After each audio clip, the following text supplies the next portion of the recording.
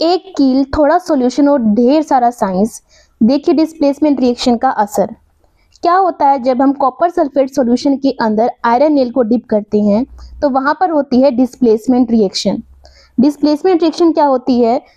The reaction in which a more reactive element displaces a less reactive one from its compound.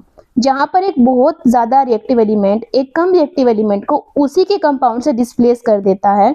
For example यहाँ पर एक compound है BC जो बहुत ही मजे में है, तो इनकी लाइफ में एक मोर रिएक्टिव एलिमेंट आता है A, जो B को, जो लेस रिएक्टिव एलिमेंट है, उसको धक्का मारकर धरा धमका कर यहाँ से बाहर फेंक देता है और खुद एक AC बना लेता है C के साथ। तो यहाँ पर बन जाएगा AC और B हो जाएगा यहाँ पर बिल्कुल अलग। तो हम इसको रिएक्शन की फॉर्म में कैसे लिखेंगे? A plus BC gives AC plus B। तो A ने B को डिस्प्लेस कर दिया इसलिए बन गया AC और B हो गया अलग। अगर हम इस रिएक्शन को ऐसे लिखें B प्लस AC तो कोई भी प्रोडक्ट फॉर्म नहीं होगा, क्योंकि B कम रिएक्टिव है A से। जो कम रिएक्टिव होगा वो ज्यादा रिएक्टिव को डिस्प्लेस नहीं कर पाएगा। अब आप कहेंगे कि मैम हमें कैसे पता चलेगा कि कौन ज्यादा रिएक्टिव है और कौन कम रिएक्टिव है? तो उसके लिए होती है रिएक्टिविटी सीरीज, जो हमें बताती है कि हमारे जो एलिमेंट्स हैं उनकी रिएक्टिविटी का ऑर्डर क्या है। जो एलिमेंट्स ऊपर की तरफ होते हैं वो ज्यादा रिएक्टिव होते हैं और जैसे जैसे हम नीचे आते जाएंगे तो रिएक्टिविटी कम होती जाएगी। तो उसके अंदर जो आयरन होता है वो कॉपर से ऊपर होता है, इसलिए आयरन कॉपर को डिस्प्लेस कर सकता है। तो इन फ्यूचर कोई और एलिमेंट आएगा जो आयरन से ज्यादा रिएक्टिव होगा तो वो आयरन को डिस्प्लेस कर देगा। तो हम एग्जांपल देख लेते हैं। Iron plus copper sulphate gives iron sulphate plus copper. Ferrous sulphate और आयरन सल्फेट एक ही बात है, तो यहाँ पर आयरन का फॉर्मूला Fe, कॉपर सल्फेट का CuSO4। क्योंकि आयरन कॉपर को डिस्प्लेस कर रहा है तो क्या बन जाएगा FeSO4। SO4 अपनी जगह, बस कॉपर की जगह क्या आ गया Fe और कॉपर हो जाएगा अलग। अगर आपको फॉर्मूले बनाने नहीं आते हैं तो आप मेरी डिटेल वीडियो देख सकते हैं जिसके अंदर मैंने फॉर्मूलेज बनाने सिखाए हैं। तो वहां से आपको पता चल जाएगा कि फॉर्मूलेज कैसे बनते हैं और आपको रिएक्शंस लिखने में कोई भी परेशानी नहीं आएगी। और अब मुझे बताइए कि जिंक प्लस कॉपर सल्फेट का प्रोडक्ट क्या होगा। आप मुझे ये कमेंट करें कि जिंक प्लस कॉपर सल्फेट का प्रोडक्ट क्या होगा। तो हमारी नेक्स्ट रिएक्शन है डबल डिस्प्लेसमेंट रिएक्शन। अभी हमने पढ़ी सिंगल डिस्प्लेसमेंट रिएक्शन, जिसमें एक एलिमेंट था और एक कंपाउंड था। जो मोर रिएक्टिव एलिमेंट था वो लेस रिएक्टिव एलिमेंट को उसके कंपाउंड से डिस्प्लेस कर रहा था। कंपाउंड एक बनेगा, दूसरा एलिमेंट अपना अकेला हो जाएगा जो कम रिएक्टिव होगा। लेकिन यहाँ पर ऐसा नहीं है। यहाँ पर जो हमारे रिएक्टेंट्स है वो कंपाउंड्स की फॉर्म में प्रेजेंट होते हैं और अपनी मर्जी से अपने आयंस का एक्सचेंज करते हैं, जिसको हम अदला बदली भी कह सकते हैं। अदला बदली कैसे? जो B है वो चला जाएगा D की जगह पर और D चला जाएगा B की जगह पर, तो हमारे क्या प्रोडक्ट बन जाएंगे AdNCV। D यहाँ आ गया B की जगह पर और B चला गया D की जगह पर। तो इस तरह से आयंस का एक्सचेंज होता है, इसलिए हम इसको डबल डिस्प्लेसमेंट रिएक्शन बोलते हैं। क्योंकि हमारे पास दोनों ही कंपाउंड है, एलिमेंट नहीं है यहाँ पर कोई भी, तो अपनी मर्जी से खुशी खुशी ये अपने आयंस का एक्सचेंज कर लेते हैं। हम इस रिएक्शन को एक और नाम से बुलाते हैं और वो नाम है प्रेसिपिटेशन रिएक्शन। प्रेसिपिटेशन रिएक्शन हम इसको क्यों बोलते हैं? क्योंकि जब हम डबल डिस्प्लेसमेंट रिएक्शन करते हैं और दोनों सॉल्यूशंस को मिक्स करते हैं AB और CD को, तो यहाँ पर हमारा जब सॉल्यूशन मिक्स होता है तो हमें एक सॉलिड, ऐसे इस तरह का एक सॉलिड इनसोल्यूबल प्रेसिपिटेट मिलता है, इनसोल्यूबल सॉलिड मिलता है। हम इसको इनसोल्यूबल क्यों बोलते हैं? क्योंकि ये घुलता नहीं है, ये आपको अलग से दिखाई देगा नीचे, जैसे यहाँ पर आपको दिख रहा होगा।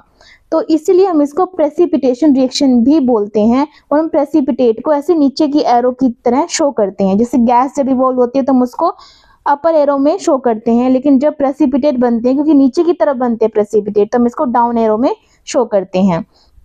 इसका एक बहुत अच्छा एग्जाम्पल है हमारी डेली लाइफ से, जहां हमारी किचन के अंदर प्रेसिपिटेशन रिएक्शन होती है। जब भी हम गर्म दूध में विनेगर या फिर लेमन जूस डालते हैं तो दूध फट जाता है। तो वहां पर आप देखोगे कि हमारे पास सॉलिड इनसोल्यूबल टाइप के प्रेसिपिटेट बन जाते हैं, जिसको हम बोलते हैं पनीर। यानी दूध से पनीर बनाने की जो प्रोसेस है वो भी क्या है? Precipitation reaction. तो आप वहां से आइडिया लगा सकते हो कि प्रेसिपिटेट किस टाइप के दिखाई देते हैं। अब इसका बहुत अच्छा एग्जाम्पल है जो मतलब मोस्टली 90% जितने भी एग्जाम हुए हैं 10th के साइंस के उनमें पूछा गया है।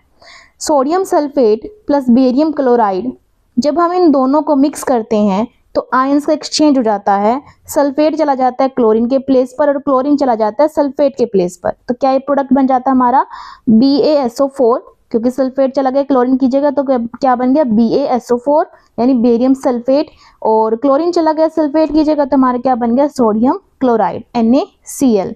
तो इस तरह से यहाँ पर प्रेसिपिटेशन रिएक्शन हुई। प्रेसिपिटेट किसके बने? बेरियम सल्फेट के, इसलिए यहाँ पर ये एरो शो किया गया है, ये दिख रहा होगा आपको एरो। तो जहाँ पर भी प्रेसिपिटेट बनते हैं तो वहां में डाउनवर्ड एरो शो कर देते हैं, ये शो करने के लिए कि यहाँ प्रेसिपिटेट बने हैं। तो डबल डिस्प्लेसमेंट रिएक्शन के अंदर क्या होता है? एक्सचेंज ऑफ आयंस, अदला बदली। अब इसका एक और बहुत ही बढ़िया एग्जाम्पल है और वो भी एग्जाम में पूछा जाता है, अगर ये नहीं आया तो वो आ जाएगा। तो वो एग्जाम्पल है लेड नाइट्रेट PbNO3 ट्वाइस, जिसका फॉर्मूला होता है, उसके अंदर जब हम पोटेशियम आयोडाइड यानी Ki जब हम ये डालते हैं तो यहाँ भी डबल डिस्प्लेसमेंट रिएक्शन होती है। डबल डिस्प्लेसमेंट रिएक्शन में यहाँ पर क्या होगा, जो नाइट्रेट आयन है वो चला जाएगा आयोडाइड की जगह और आयोडाइड आयन चला जाएगा नाइट्रेट की जगह। तो यहाँ पर क्या बन जाएगा PbI2 प्लस KNO3, और यहाँ पर जो PbI2 है ना उसके बहुत ही सुंदर प्रेसिपिटेट बनते हैं येलो कलर के प्रेसिपिटेट बनते हैं। बहुत ही अच्छी रिएक्शन है, बहुत ही ब्यूटीफुल रिएक्शन है। अगर आप इसको देखोगे तो lead nitrate plus potassium iodide को जब हम मिक्स करते हैं तो डबल डिस्प्लेसमेंट रिएक्शन होती है, आयन का एक्सचेंज होता है। नाइट्रेट आयन चला जाता है आयोडाइड आयन की जगह और आयोडाइड आयन चला जाता है नाइट्रेट की जगह, और ये एग्जाम में पक्का दोनों में से एक रिएक्शन आती है। आपसे पूछा जाएगा what is precipitation reaction, explain with an example, या फिर what happens when lead nitrate is mix with potassium iodide. तो आप किसी भी तरह से इस रिएक्शन को याद कर लीजिए और आपके एग्जाम में पक्का आएगी, 100% है, दोनों में से कोई भी एक रिएक्शन आ जाती है। और हम डबल डिस्प्लेसमेंट रिएक्शन को प्रेसिपिटेशन रिएक्शन भी बोलते हैं, याद रखना। और अगर आपको वीडियो पसंद आई है तो प्लीज़ वीडियो को लाइक करें, शेयर करें और चैनल को सब्सक्राइब करें। अगर आपको इस चैप्टर के ये ब्यूटीफुल से नोट्स चाहिए तो आप मुझे कमेंट कर देना, मैं आपके साथ शेयर कर दूंगी।